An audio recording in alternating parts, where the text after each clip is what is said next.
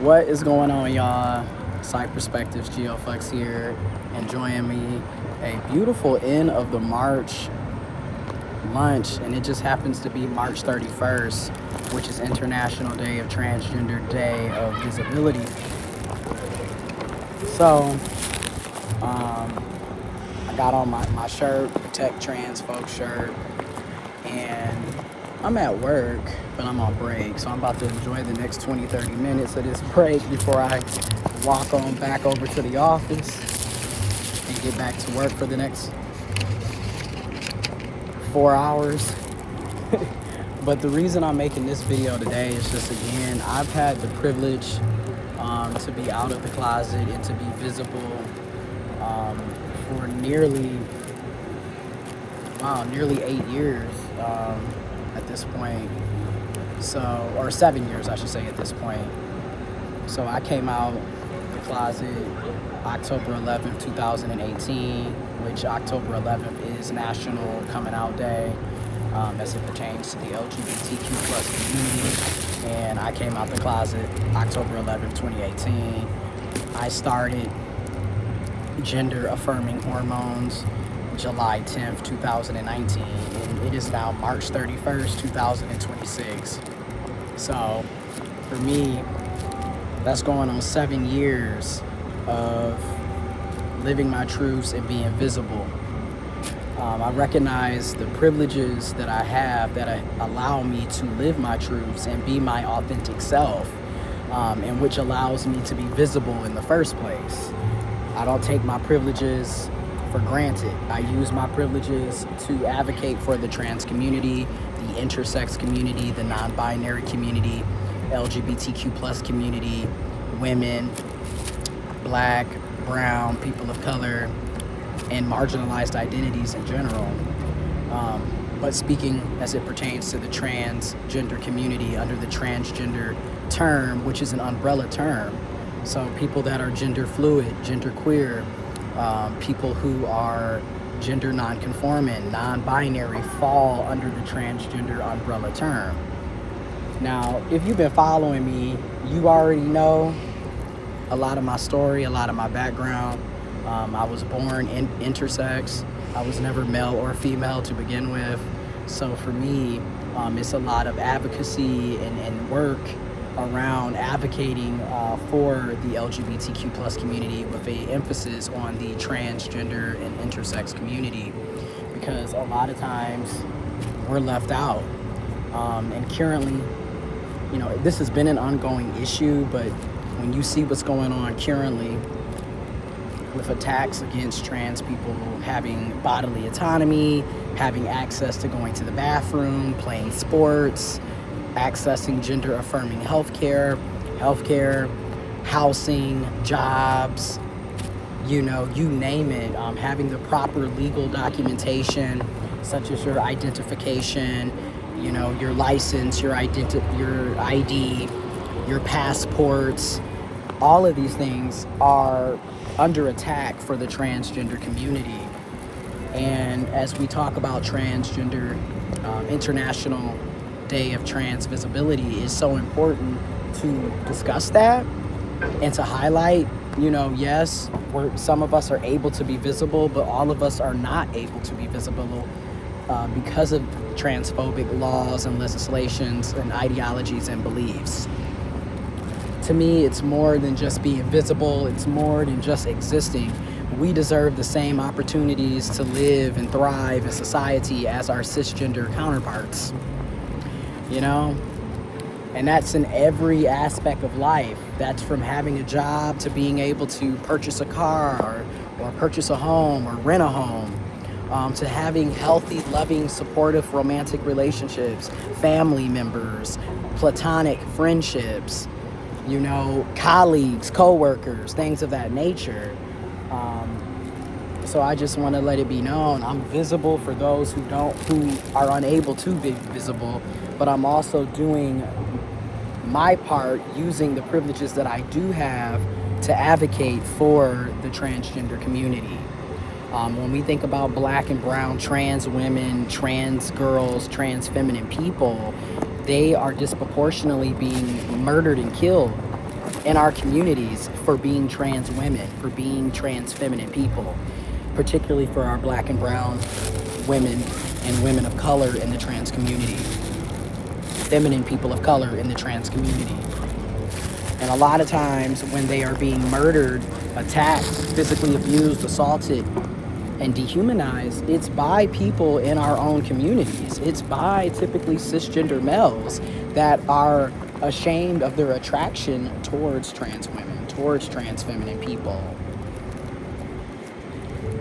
And then also as a trans man, you know, I'm born intersex. I'm an intersex transgender man who happens to be gay, queer, pan. You know, I'm every bit of the rainbow. Something that I always think about too is our trans men, our trans, brothers and trans masculine people are also under attack, right? Like when we talk about reproductive freedom and rights, and we talk about abortion access and access to healthcare and reproductive justice, that also includes trans people. A lot of times when we're talking about reproductive rights and freedoms, the focus is specifically on cisgender women, and trans men and trans masculine people and intersex men and intersex people are also losing reproductive rights and freedoms, also losing bodily autonomy. We need to be a part of those conversations just as much as our cisgender women, as our cisgender female counterparts. When we talk about housing and affordable housing, these are issues that also impact trans lives. And affordable housing and reproductive freedom impacts everybody, regardless if you're trans, non-binary, intersex, or cisgender. We all need to have access to shelter and quality, affordable housing. We all need to have access to quality, affordable, inclusive, equitable healthcare, gender-affirming care. You know, if it's life, liberty, and the pursuit of happiness, that's for everybody, not just white, cisgendered, heterosexual males. Okay, that's for all of us. If all lives matter, then that means trans lives matters. That means women and girls matter. That means gay and queer people matter. That means poor people and people who are facing homelessness and those who are currently homeless matter. That means Palestinian lives matter. That means people who are living with disabilities lives matter. That would include everybody.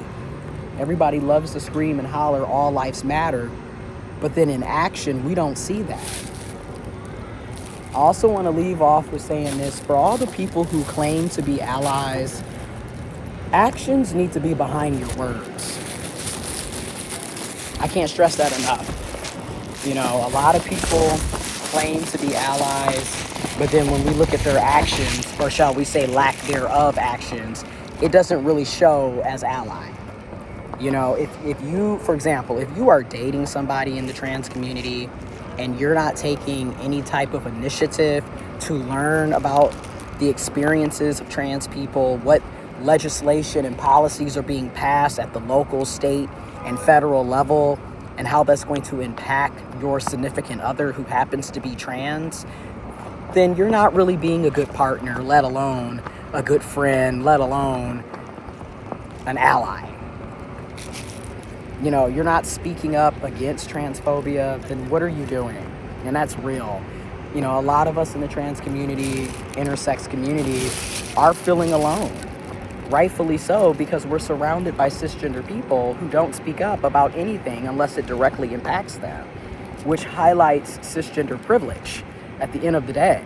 Like, that is a privilege to not have to worry about laws being written to dehumanize you and to take away your freedoms and rights. You know, you don't have to worry about which bathroom you're going to be able to use if you're going to be able to get health care.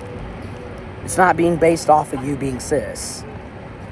Meanwhile, I have to figure out which states I'm allowed to be in, which cities I can go to and be visible. Because literally in places like Kansas, Indiana, Ohio, Texas, Florida, and the list goes on, they're writing legislation and policies to ban the existence of transgender people. to ban the existence of drag performances and drag artists, policing gender and sexuality. But of course, if you're cisgendered and or heterosexual, then hey, you don't have to worry about those things because you're never being thrown to the wolves. Now think about the people that aren't heterosexual. Think about the people that aren't cisgender. We're being thrown to the wolves every single day, and a lot of our so-called cisgender, heterosexual family, friends, romantic partners don't speak up, don't say anything, don't even have the common decency to check in to see how we're feeling or doing. So again, when we're talking about being an ally, that needs to come with action. Can't just be you self-proclaiming to be an ally and then your actions are showing nothing behind it. As the cliche saying goes, or the cliche quote, actions over words. You can talk a mile a minute. That doesn't mean jack shit at this day and time and day. You know, you're either going to be moving with actions to show that you care about trans folks, show that you support trans people. You know, that could be anything from you learning about the experiences, attending a meeting or rally or protest or march, donating money to mutual aid to help trans folks with healthcare coverage, relocation. That could be you checking in on someone that you know in your family, in your community, in your friend group, your romantic partner, checking in to see how they're feeling, if they need any support, giving them a hug, or just giving them a shoulder to lean on or cry on. There's so many ways to show up. So, and there's more than one way to show up, right? And I realize, you know, everything ain't for everybody. And definitely respect to you and your capacity and your boundaries. You know what I'm saying? Definitely respect what you're willing to do and what you're capable of doing. And at the same time, liberation is going to take sacrifice. That means those of us with privileges, including myself, are going to have to sacrifice some of those privileges and comfortability to make sure that everyone has access to freedom, rights, equity, justice, and resources and support.